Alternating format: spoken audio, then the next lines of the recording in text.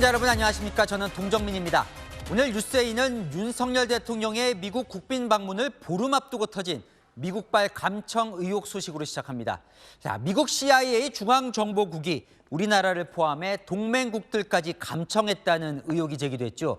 이 대통령실은 그 도청 의혹이 맞는지 진상조사부터 해보겠다며 신중하게 접근하고 있는데요. 민주당은 용산 대통령실로 졸속 이전한 탓이라면서 미국에 할 말은 하라고 압박했습니다. 유승진 기자입니다. 미국이 김성한 전 안보실장과 이문희 전 외교비서관 사이의 대화를 감청했다는 의혹과 관련해 대통령실은 진상조사가 우선이라며 말을 아꼈습니다. 관계자는 미국 언론에 보도된 내용은 확정된 사실이 아니라며 사실관계 파악이 우선이라고 했습니다.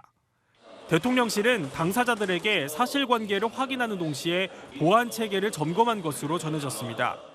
대통령실 관계자는 러시아가 유출했다는 의혹, 유출된 문건이 과장됐다는 의혹 등 확인해야 할 부분이 있고 여러 국가가 얽혀있는 만큼 섣불리 행동할 필요가 없다고 덧붙였습니다. 더불어민주당은 기자회견을 열고 공세에 나섰습니다. 대외적으로는 우리 대한민국에 대한 미국의 명백한 주권 침해이면서 국내로서는 특대형 보안 사고입니다. 대통령실을 정부 출범율에 맞춘답시고 국방부를 대통령실로 급히 꾸리려다 보니 보안을 강화하는 벽면 공사 등을 새롭게 하지 못했고 대통령실은 청사 보안에는 문제가 없었다고 반박했습니다. 오히려 대통령 비서실 지금 옮긴 데가 도감청이 훨씬 어렵다고 내가 알고 있는데요. 대통령실은 한미 정상회담을 앞두고 사건을 과장, 왜곡하는 세력이 있다면 국민 저항을 받을 것이라고 경고했습니다. 채널A 뉴스 유승지입니다. 미국 국방부는 감청 문건 유출과 관련해 긍정도 부정도 하지 않고 있습니다. 잊을만 하면 이런 일이 터지죠. 동맹국 독일 메르켈 전 총리 휴대폰을 10년 넘게 도청한 적도 있었습니다. 정다은 기자 보도 보시고 이 대통령실 출입하는 아는 기자와 자초지종을 알아보겠습니다. 미국 국방부는 극비 내용을 포함한 문건의 유효성을 검토 중이라며 국가 안보와 동맹들에 미칠 수 있는 영향을 평가하기 위해 관계 부처들이 노력하고 있다고 밝혔습니다. 법무부와 연방수사국에 수사도 의뢰했습니다. 미국이 신호와 정보의 합성어인 시긴트 방식을 통해 동맹국을 도감청한다는 의혹이 드러난 건 이번이 처음은 아닙니다. 지난 2013년 미국 정보요원이었던 에드워드 스노든은 국가안보국이 민간인 사찰 프로그램을 통해 우방국 정상 등을 감시한다고 폭로했습니다. Germany, France, they're all subject to the same kind of surveillance. I think the better question would be, is there any reason that Korea would not be subject to the same kind of surveillance?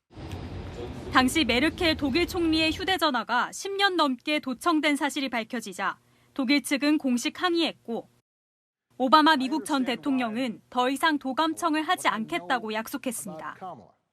그러나 미 국가안보국이 2012년부터 2014년까지 덴마크 통신 케이블을 이용해 유럽 정치인들의 전화 통화 등에 접근했다는 사실이 추가로 폭로됐습니다. 이번엔 40일 전 상황이 담긴 기밀까지 포함됐습니다. And what really strikes me about this is that many of these documents are dated, March 1st, just a little over a month ago. 한국과 함께 감청 대상이 된 이스라엘과 프랑스 등은 문건 내용이 사실이 아니라고 반박했고 우크라이나는 군사 계획을 바꾸고 있다고 현지 언론이 전했습니다. 중국 관영 매체는 한국이 양국 관계에서 불평등한 지위에 있는 탓이라며 호랑이 앞잡이가 되면 호랑이에게 물린다고 주장했습니다. 채널A 뉴스 정다은입니다.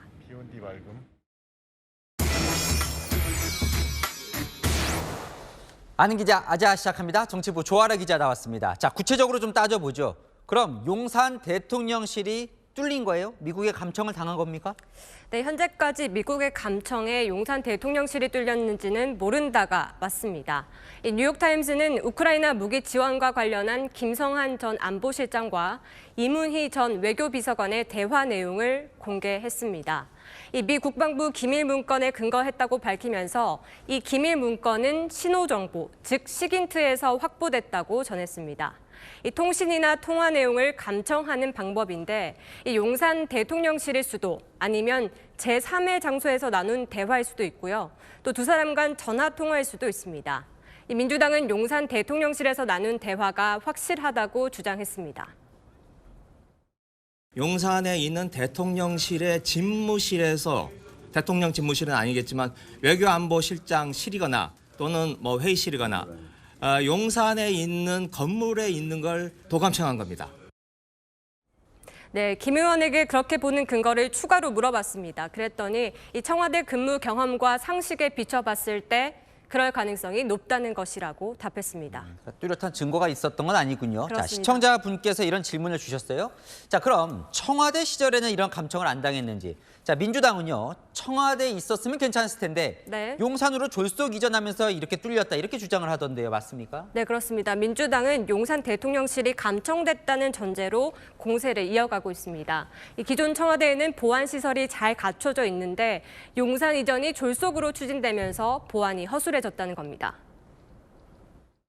국방부를 대통령실로 급히 꾸리려다 보니 보안을 강화하는 벽면 공사 등을 새롭게 하지 못했고 보안 조치 공사나 리모델링 등도 짧은 기간에 수의계약 방식으로 급하게 이루어졌습니다. 네, 대통령실은 이전할 때 보안상의 문제로 외교부 청사 대신 국방부 청사를 택했고 각종 조치도 완벽하게 취했다고 반박했습니다.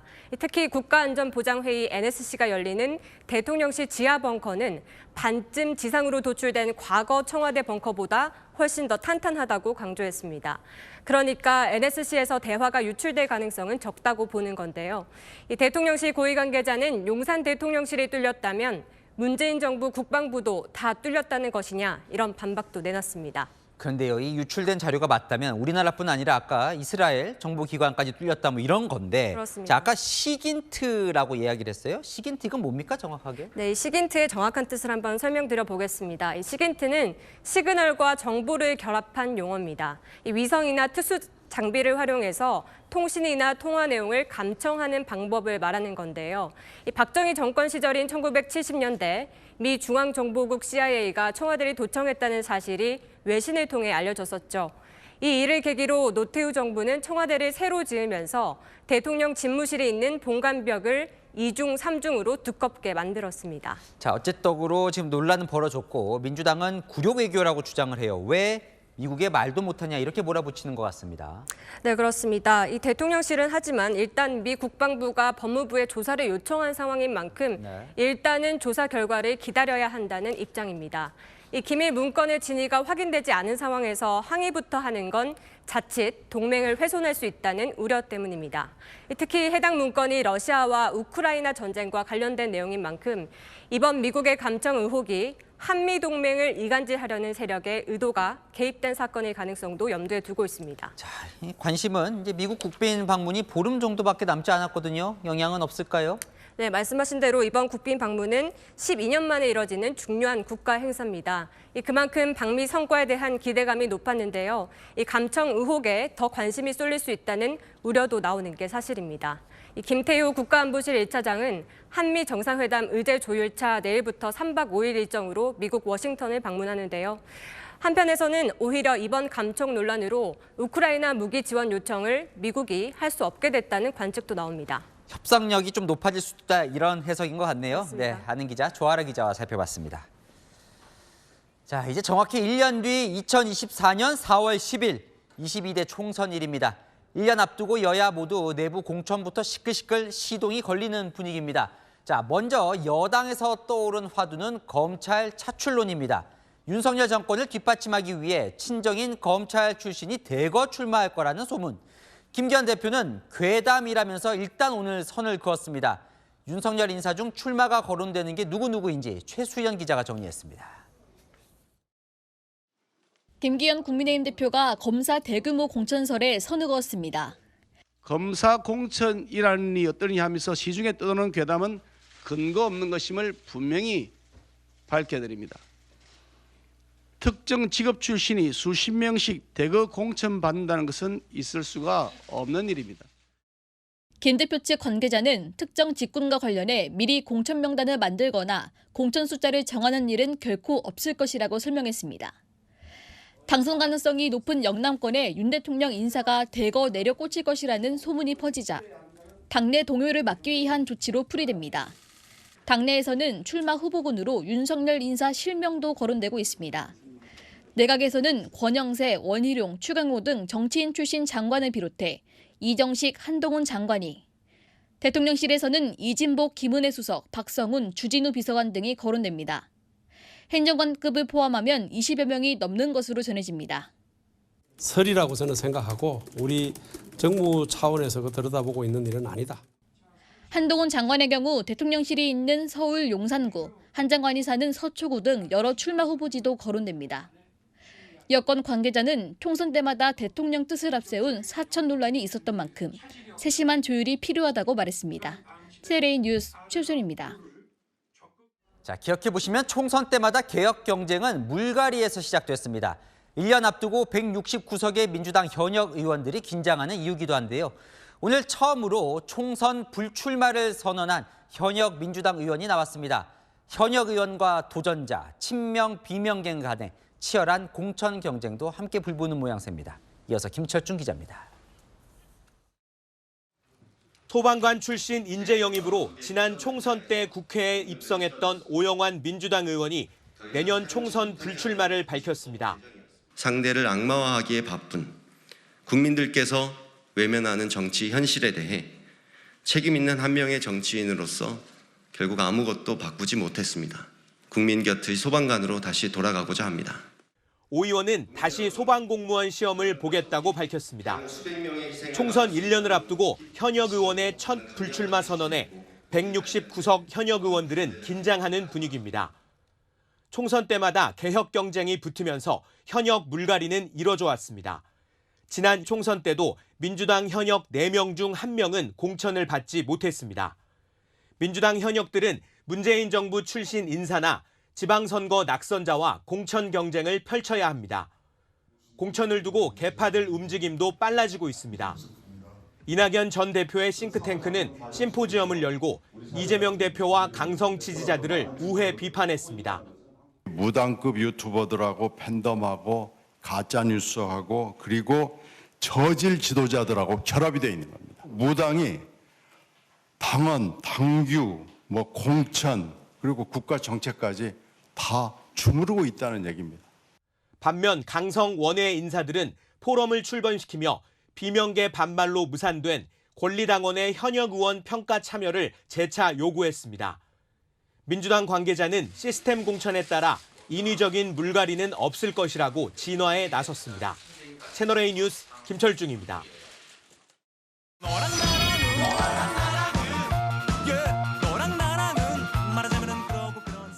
네, 여랑여랑 정치부 김민지 기자와 함께합니다. 첫 번째 주제 보겠습니다. 국회에서 19년 만에 난상 토론이 벌어졌다고요? 네, 하지만 역설적이게도 본회의장은 썰렁했습니다.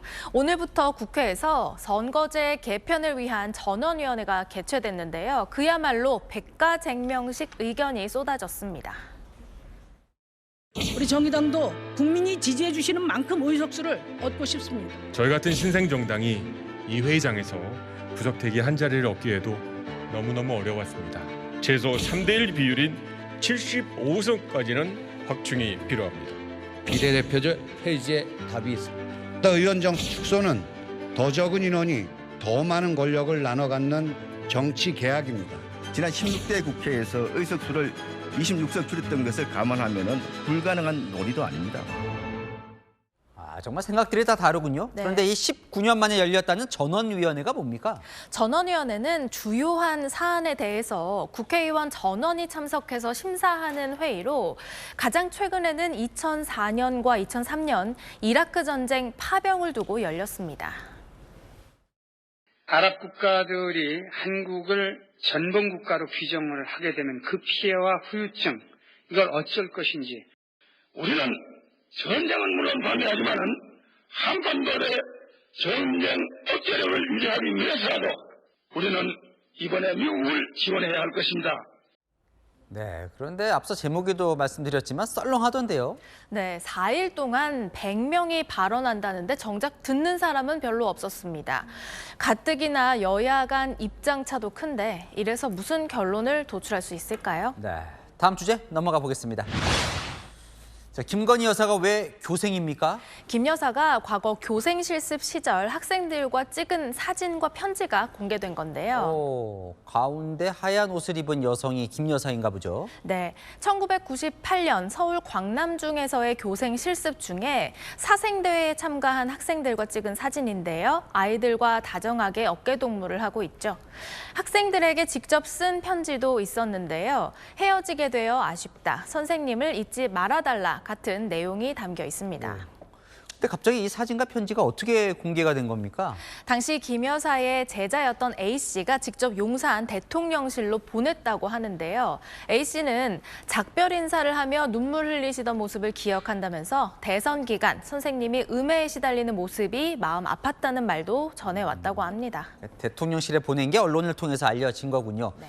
최근 보면 김 여사 사진들이 많이 공개가 되는 것 같습니다. 네, 실제로 지난 순천만 방문이나 프로야구 개막식 참석 당시에 김 여사 사진의 비중이 높았던 것에 대해서 야당은 비판하고 있습니다. 도대체 이런 사진이 왜 올려지는 거죠? 대통령은 뉴스 한 건당 7장 정도의 사진이 올라온다고 합니다. VIP2라고 내부에서 불린다는 얘기도 있는데요. 김건희 여사는 뉴스 한 건당 16장의 사진이 올라온다고 합니다. 네, 주제 하나 더 보겠습니다. 뚜 전화가 끊기는 소린가요? 네, 홍준표 대구시장이 오늘 언론 인터뷰 도중에 전화를 끊었습니다. 한동훈 장관이 총선 나올 거다 안 나올 거 말들 많아요. 나는 의견 없어요. 총선에 도움되면 나가야 됩니까? 내가 한 말도 아니죠. 질문 자체가 덜이다. 한동훈 장관 이야기는 별로 하고 싶어하지 않으시는 것 같고. 말을 그래 하면 안 되죠. 방자합니까? 아이고 이 전화 끊읍시다. 이상하게 말을 돌려가지고 아침부터 그래서. 아이고 죄송합니다. 홍 시장님. 홍 시장님. 끊으셨어요 지금? 글쎄요, 방자하냐는 질문이 좀 거슬렸던 것 같네요. 대답을 하지 않겠다는 뜻을 밝혔음에도 불구하고 계속 질문이 이어지자 불쾌했던 것 같습니다. 홍 시장은 이후 SNS에서 본인이 한 장관을 시기하는 듯한 무례한 질문을 했다면서 인터뷰 중단 이유를 밝혔습니다. 홍준표 시장이 생방송 인터뷰 중 전화를 끊은 건 처음이 아닌데요. 또 홍 시장만 그런 것도 아닙니다.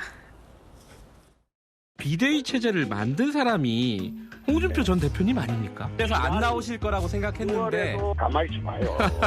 어떻게 그 전화로 불러내 시비 들라고 그러는데 이런 식으로 베베 꼬아가지고 하는 인터뷰 그만합시다. 예. 앞으로 이런 인터뷰는 안 합니다. 예. 오늘 인터뷰를 계속 이렇게 하실 겁니까? 저 그만하겠습니다. 오해가 있으신 것 같은데요. 지금 현안과 그만하겠습니다. 관련해서. 예. 원래 취지에 맞는 그 질문을 하세요. 그래야 제가 답변을 하죠. 예. 질문을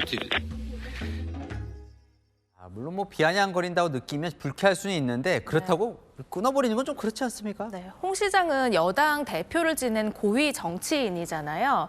홍 시장의 의견을 듣고 싶어하는 청취자들로서는 이런 일방적인 중단이 당황스러웠을 겁니다. 다소 불쾌하더라도 다음에는 성의 있는 답변을 해주길 기대합니다. 네, 지금까지 여랑야랑이었습니다.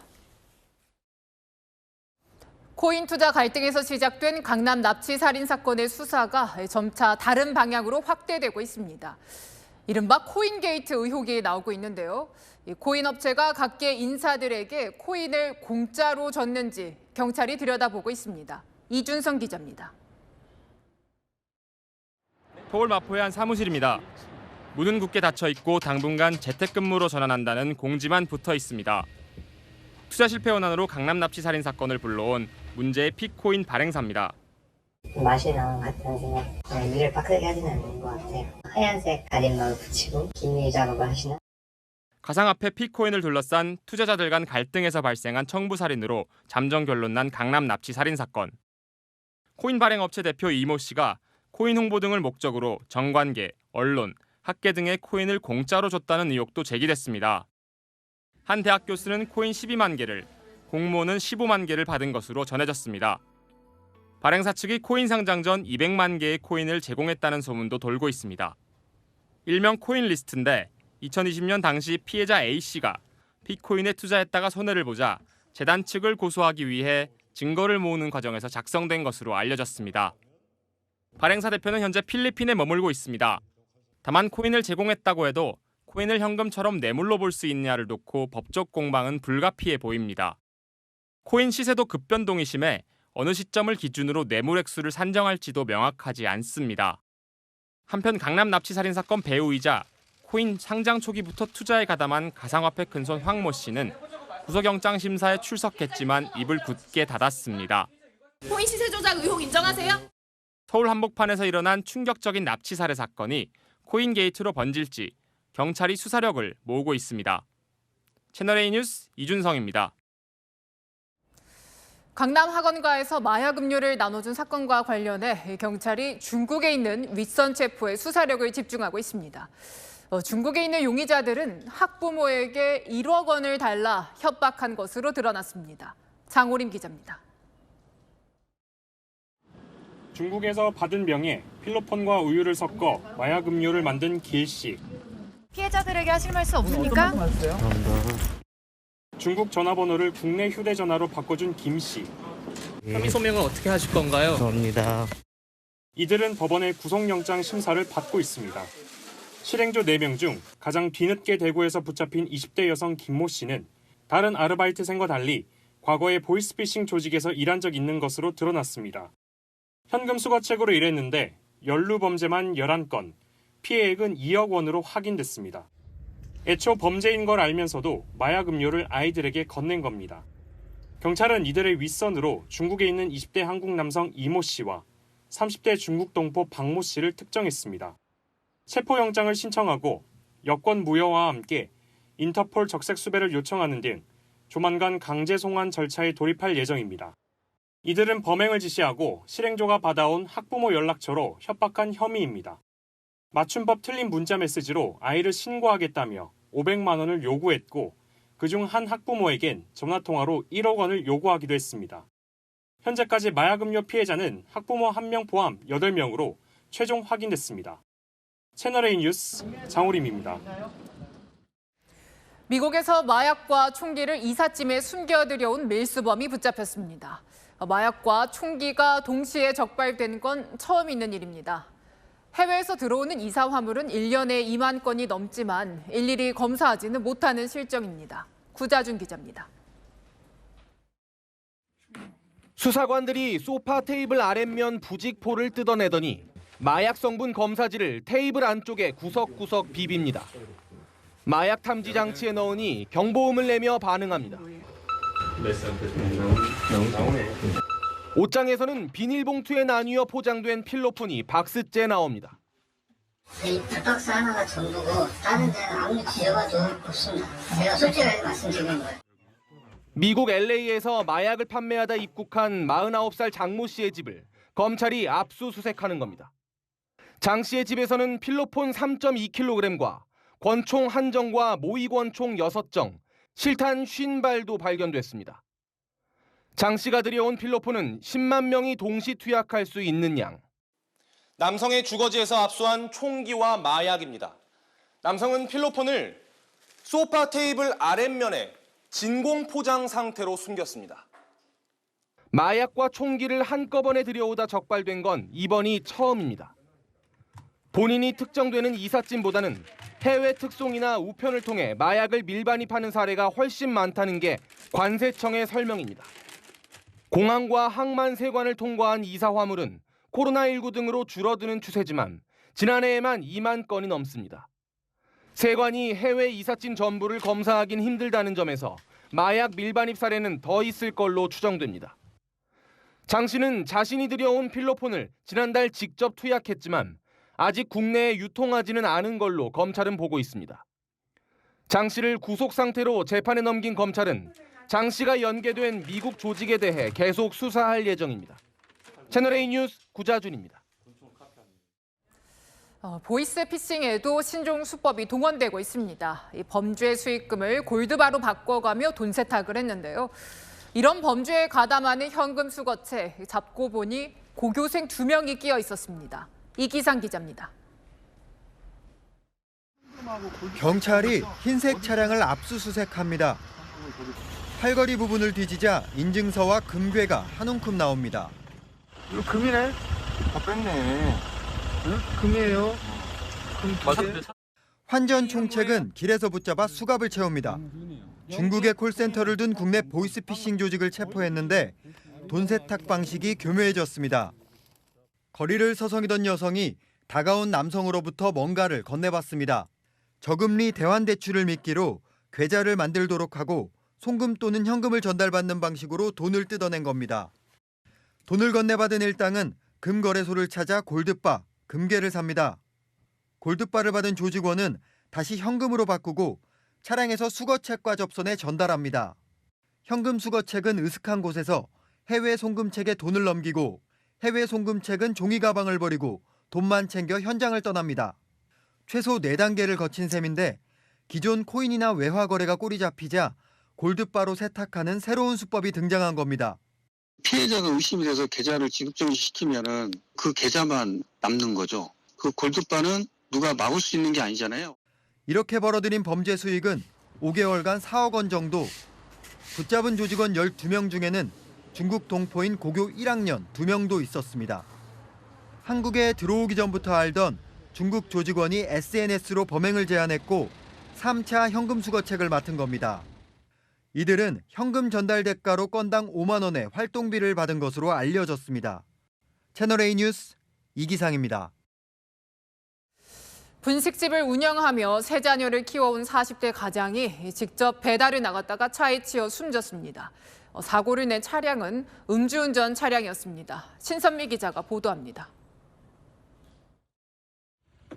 앞부분이 심하게 부서진 SUV 차량. 주변에는 차량 잔해물이 나뒹굴고 바퀴와 몸체가 부서진 오토바이도 쓰러져 있습니다. SUV 차량과 오토바이가 충돌하는 사고가 난 건 어제 오후 6시 40분쯤. 꽝 하고 뭐가 프로판 가스 터지는 소리인 줄 알았어. 내가 놀래갖고 나와봤죠. 차량 벽에 박혀있고 오토바이 기사분 누워 계시고.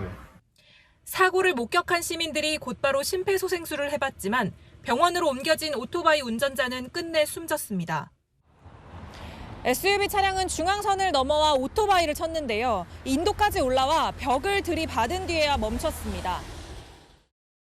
경찰 조사 결과 SUV 운전자인 30대 남성의 혈중 알코올 농도는 0.037%로 면허 정지 수준이었습니다. SUV 운전자는 경찰 조사에서 전날 밤 늦게까지 술을 마신 뒤 잠을 제대로 자지 못했다고 진술한 것으로 알려졌습니다. 숨진 40대 남성은 사고 현장과 1km 거리의 분식집을 운영하면서 직접 배달을 다녀오는 길에 사고를 당한 겁니다. 고등학생 막내를 비롯한 3자녀의 아버지라는 사실이 알려지면서 더욱 안타까움을 더했습니다. 애들 3명, 상대 같은 놈들 나도 같이 먹고 살려고 배달했다 할 수 배달하다가 죽었어. 이번에 용접대가 집 샀다고 그렇게 좋아했는데. 경찰은 SUV 운전자에 대해 구속영장을 신청할 방침입니다. 채널A 뉴스 신선미입니다. 배달 음식 받아서 직접 카드 결제할 때 이런 거는 조심하셔야겠습니다. 이 결제를 하는 척 카드를 순식간에 복제해서 돈을 빼돌린 배달원들이 붙잡혔습니다. 배유미 기자가 취재했습니다. 한 배달기사가 포장 음식을 들고 엘리베이터에 탑니다. 잠시 후 주머니에서 무언가를 꺼내더니 한 손에 스마트폰과 겹쳐집니다. 가까이서 보니 손바닥보다 작은 카드 복제기입니다. 이 배달기사는 고객이 음식값을 내려 신용카드를 건네면 먼저 복제기에 넣어 카드를 복제한 뒤 제대로 결제가 안 됐다고 말하며 진짜 결제기기를 꺼내는 수법을 썼습니다. 만나서 결제 방식으로 주문한 고객들을 상대로 주문을 접수해서 현장에서 카드를 고객으로부터 수령한 후에 이를 복제기에 긁어서 경찰은 이 같은 수법으로 34명의 신용카드를 복제해 1,700만 원 상당의 귀금속과 전자제품 등을 구입한 혐의로 배달기사 4명을 구속하고 9명을 불구속 입건했습니다. 피해자 눈앞에서 아무렇지 않게 범행을 저지르던 배달기사들은 결제기기가 2대인 점을 수상하게 본 손님의 신고로 덜미가 잡혔습니다. 일당은 위조카드로 산 귀금속 등을 다시 되팔아 유흥비와 생활비로 쓴 걸로 알려졌습니다. 경찰은 복제기기가 카드의 마그네틱 부분에서 정보를 복제한다고 설명했습니다. 경찰은 카드의 마그네틱 선을 기기에 긁는 예전 방식 대신 복제가 어려운 IC칩 부분을 기기에 꽂아서 결제하는 방식으로 복제 피해를 예방할 것을 권고했습니다. 채널A 뉴스 배윤입니다. 네, 주차하고 쉬고 있는데 모르는 사람이 느닷없이 차문을 열고 들어와서 돈을 요구하고 흉기 위협까지 했습니다. 대낮에 아파트 단지 앞에서 벌어진 일입니다. 홍란 기자가 보도합니다. 흰색 공사장 헬멧을 쓴 남성이 오토바이를 타고 아파트 앞 주차장을 빠져나갑니다. 경찰차가 잇따라 도착하고 경찰관들이 다급하게 어디론가 뛰어갑니다. 서울 광진구의 아파트 단지 앞에서 강도 사건이 발생한 건 일요일인 어제 오전 11시 15분쯤. 주차된 차량 안에서 쉬고 있던 30대 남성이 흉기에 다쳤다고 경찰에 신고한 겁니다. 차가 3대 정도 왔어요. 여기 안전한테 경찰 차가 물어보더라고요. 그 사람 아니라고. 일면식도 없는 50대 남성이 뒷좌석 문을 열고 차에 타더니 생활고로 힘드니 5만 원만 달라며 흉기를 들이댄 겁니다. 피해자가 거절하자 실랑이가 벌어졌고 이 과정에서 피해자는 어깨와 손에 부상을 입었습니다. 흉기 협박이 일어난 길가 주민지정 주차장입니다. 점심 무렵의 한낮이었지만 용의자는 대범하게 뒷좌석을 열고 들어가 범행을 저질렀습니다. 주말 낮 시간 주택가에서 벌어진 사건에 주민들은 불안합니다. 앞으로 불안하고 사람들하고 주차를 하는 것도 무서울 것 같아요. 특히 밤늦게는 더더욱. 낮에도 그런 일이 일어나는데. 수배 전단을 만들어 남성을 쫓던 경찰은 사건 발생 하루 만인 오늘 오후 서울 지하철 사당역 인근에서 남성을 붙잡았습니다. 남성은 경찰 추적을 피해 오토바이를 타고 서울과 경기도 일대를 돌아다닌 걸로 확인됐습니다. 건설 노동자였던 피의자는 지난 2021년 말 실직해 지금은 무직 상태로 확인됐습니다. 경찰은 남성에 대해 강도 상해 혐의를 적용해 구속영장을 신청할 방침입니다. 채널A 뉴스 홍란입니다. 혹시 강원도에 있는 알프스 스키장 아십니까? 1984년에 생긴 우리나라 4호 스키장인데 17년째 방치돼 폐허가 됐다고 합니다. 무슨 일이 벌어진 건지 전민영 기자가 현장 카메라에 담았습니다. 17년 전 문 닫은 스키장입니다.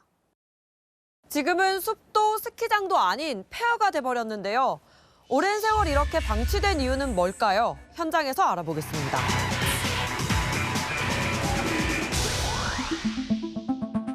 울창한 숲 한가운데 뭔가로 밀어낸 듯 자풀만 무성한 구간이 보입니다. 스키장 슬로프로 이용하다 방치된 곳입니다. 풀숲을 헤집으며 올라가 보니 리프트가 있던 자리엔 콘크리트 구조물이 그대로 남아있고 철거되지 않은 땅속 배관도 곳곳에 드러나 있습니다. 빗물에 흙이 쓸려 내려가 어른 허리 깊이만큼 땅이 패인 곳도 있습니다. 콘크리트나 이런 것들은 그러니까 그게 관리될 때는 글로 물이 주로 흘렀겠지만 아까 보신 것처럼 관리되지 않는 순간 막히거나 그러면 그 옆에 크게 쇄골이 일어나거든요. 1984년 국내 4번째로 개장한 강원도 고성의 알프스 스키장. 시설이 노후화되고 경쟁 스키장들이 많이 생기면서 지난 2006년 휴업했지만 방치된 채 흉물스럽게 서 있습니다. 다시 개발을 하든가 자연 그대로 또 묶어놓던가 그래야 되지. 이렇게 놓으면 마을 점점 더 망가지는 것밖에 안 되죠. 폐허를 가만 놔두면. 리조트 건물은 칠이 벗겨지고 여기저기 뜯겨 폐허가 됐고 내부엔 스키와 부츠들이 아무렇게나 쌓여 있습니다. 관리가 되지 않다 보니 일부 유튜버들의 흉가 체험 장소로 사용되기도 합니다. 산림청의 허가를 받아 구규림의 체육시설을 지을 경우 폐업 뒤 복구할 의무는 사업자에게 있습니다. 사업주 측은 앞으로 풍력 발전을 할 것이라면서도 철거나 개발 계획을 차일피일 미룹니다. 풍력하고 기타 이런 거로 해가지고 개발하려고 준비하고 있어요. 딱딱하고 해가지고 이게 문제인 거 아니에요. 복구하려면. 돈이요? 그렇지. 백두대간을 따라 2시간을 내려가면 나오는 또 다른 스키장. 지난 2008년 개장했지만 3년 뒤부터 정상부 슬로프 3개의 운영을 중단했습니다. 지금은 12면 슬로프 리프트 대부분이 멈춰 있습니다. 한때 슬로프였던 이곳은 방치된 채 이렇게 자풀까지 자라고 있는데요. 철조망도 그대로 있고 표지판과 조명도 남아 있습니다. 일부라도 운영은 하고 있어서 지자체가 개입할 방법은 없습니다. 취소하거나 이러면은 산지 복구가 들어갈 텐데 운영이 되고 있는 거거든요, 지금. 슬로프 몇 개 운영 안 한다고 그래서 부분적으로 취소할 수 있고 그런 거예요, 아니에요. 스키 인구는 주는데 겨울철 이상고온과 눈 부족으로 상당수 스키장들은 운영난을 호소합니다. 포천의 베어스타운, 용인 양지파인, 남양주 스타일 등 3곳이 최근 3년 새 영업을 중단하거나 폐업했습니다. 들어간 비용이 아까워 폐업은 못하고 그렇다고 자연 복구도 엄두를 못 냅니다. 그 사업이 끝나고 나면 원상태로 복구하는 게 원칙이거든요. 선진국에서는 그 원칙을 굉장히 강하게 요구하고 있고요. 나무를 베고 산을 깎아 만들어야 하는 스키장. 폐업 이후에라도 국가 차원의 적극적 복원 계획이 필요합니다. 현장 카메라 전민영입니다. 수학여행은 학창시절 잊을 수 없는 추억이죠. 그런데 자식들 수학여행 비용에 부모들 허리가 휘고 있습니다. 해외로 가는 학교들 200만 원 가까이 든다는데요. 그렇다고 우리 자식만 안 보내기도 그렇고 걱정이 큽니다. 이혜주 기자입니다. 고등학생 자녀를 둔 한 어머니는 최근 학부모 회의에 참석했다가 깜짝 놀랐습니다. 올해 수학여행 예상 비용을 들은 직후입니다. 지금 일본이랑 대만 정도를 알아보고 계시대요. 문의를 드렸더니 지금 학교에서는 150만 원 이상을 생각하고 계시더라고요. 수학여행 경비에 아이들 용돈까지 챙겨주면 200만 원 가까이 되는 셈입니다. 고물가 시대 생활비 지출도 늘었는데 학부모들의 고민이 커졌습니다. 애를 안 보내기도 그게 서로 아이들끼리 또 얘기를 하다 보면 얘기가 나오니까 그런 부분도 좀 고민스럽다고 하시더라고요. 올해 서울에서 수학여행을 계획 중인 학교는 601곳. 지난해에 비해 3배나 늘었습니다. 지난해에는 단 한 곳도 없었지만 일본, 대만 등 해외 수학여행을 계획 중인 학교도 올해는 15곳으로 파악됐습니다. 코로나19 방역 조치가 완화되면서 중단됐던 수학여행도 다시 본격화되는 겁니다.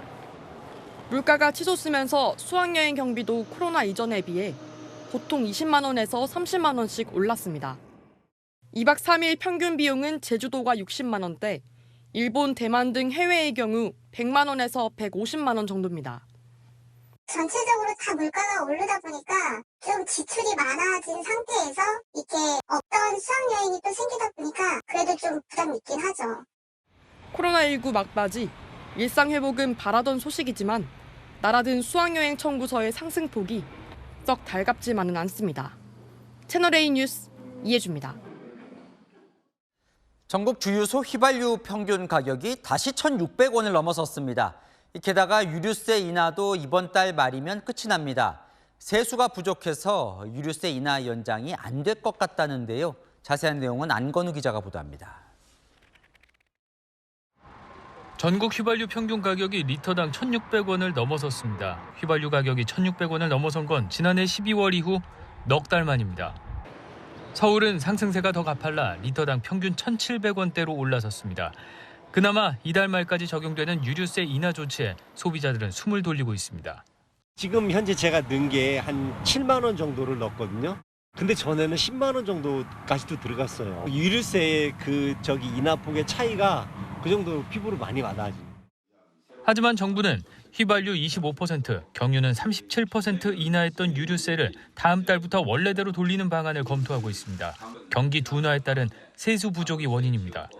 기획재정부에 따르면 올해 1월에서 2월 국세 수입은 지난해보다 15조 7천억 원 줄었는데 이 추세라면 올해 정부 예측보다 세금이 20조 원가량 덜 거칠 것으로 보입니다. 유류세 인하를 없애면 휘발유는 리터당 205원, 경유는 212원 오르는데 정부는 5조 5천억 원의 세금을 더 확보할 수 있게 됩니다. 하지만 산유국들의 기습 감산으로 국제유가가 다시 오르고 있는데 유류세를 원상복귀했다간 물가를 자극할 수 있다는 걱정도 나옵니다. 국제 에너지 가격 상승에 따른 불안 요인이 여전히 존재하고 있고요. 물가 상승에 따른 국민 부담이 증가해 있는 상황이어서 유류세 인하는 계속 유지하는 것이 필요할 것으로 생각되고요. 이런 우려를 의식한 듯 정부는 유류세 인하 종료 여부에 대해서는 아직 결정된 것이 없다고 밝혔습니다. 채널A 뉴스 안건우입니다. 이런 고물가 시대에 가격이 떨어지는 것도 있습니다. 이른바 역발상 마케팅. 이게 어떻게 가능한지 김승희 기자가 취재했습니다. 편의점에서 1,700원에 팔고 있는 비빔라면. 지난해 10월 소비자 가격을 1,700원에서 1,900원으로 200원 올렸는데 이달부터 가격을 6개월 전으로 되돌렸습니다. 지난해 하반기 라면 업계가 잇따라 가격을 인상했지만 비빔라면 성수기인 여름을 앞두고 가격 경쟁력을 앞세워 점유율을 높이려는 겁니다. 고물가 시대 역발상 마케팅입니다. 한 편의점은 아이스 아메리카노의 가격을 2,100원에서 2,000원으로 100원 깎았습니다. 가격이 같았던 경쟁사들보다 저렴해졌습니다. 편의점 관계자는 100원이라도 아끼려는 소비자들이 많아진 상황을 고려했다고 설명했습니다. 유통업체들은 소비자들 지갑이 얇아지자 파격적인 가격을 내세우기도 합니다. 한 편의점에선 특정 날짜에 통신사 할인 등을 적용하면 350원에 고기 도시락을 먹을 수 있습니다. 한 대형마트는 고기를 반값 수준에 파는 행사를 진행 중인데 70대 김순희 씨는 개점 시간부터 마트를 찾아 소고기를 5kg이나 담았습니다. 먹거리가 다 비싸다 보니까 뭐 이런 데 할인하면은 옷가 쉽게 안 나와지거든요. 너무 비싸지 진짜. 거기 비교하면 거저지 뭐. 그래서 저희는 일주일에 한 번밖에 안 먹어요. 근데 할인해서 오늘 뭐 점심에 맛있게 먹을 수 있을 것 같습니다. 다만 소비자 가격 인하 품목은 극소수인데다 유통업체 할인 행사도 한시적인 탓에 소비자들의 물가 부담은 여전합니다. 채널A 뉴스 김승희입니다. 돼지호박으로 불리는 주키니 호박 일부 종자에서 승인받지 않은 유전자가 검출됐다는 소식 전해드렸었는데요. 그런데 이 주키니 호박을 원료로 만든 유명 기업의 볶음밥, 만둣국 등에서도 이 미승인 유전자가 검출돼 파장이 일고 있습니다. 서주희 기자입니다. 생활협동조합 한살림이 판매한 볶음밥입니다. 닭고기, 소불고기 등 볶음밥 일부 제품에서 미승인 주키니 호박 유전자가 검출됐습니다. 최근 식품의약품안전처는 주키니 호박을 원료로 한 가공식품을 수거해 검사했는데 13개 제품에서 미승인 유전자가 추가로 발견된 겁니다. 이번에 확인된 제품 중에는 신세계푸드에서 제조해 이마트에서 판매된 만둣국 한 종과 프레시지의 수제비 한 종, 현대그린푸드의 즉석조리식품 7종도 포함돼 있습니다.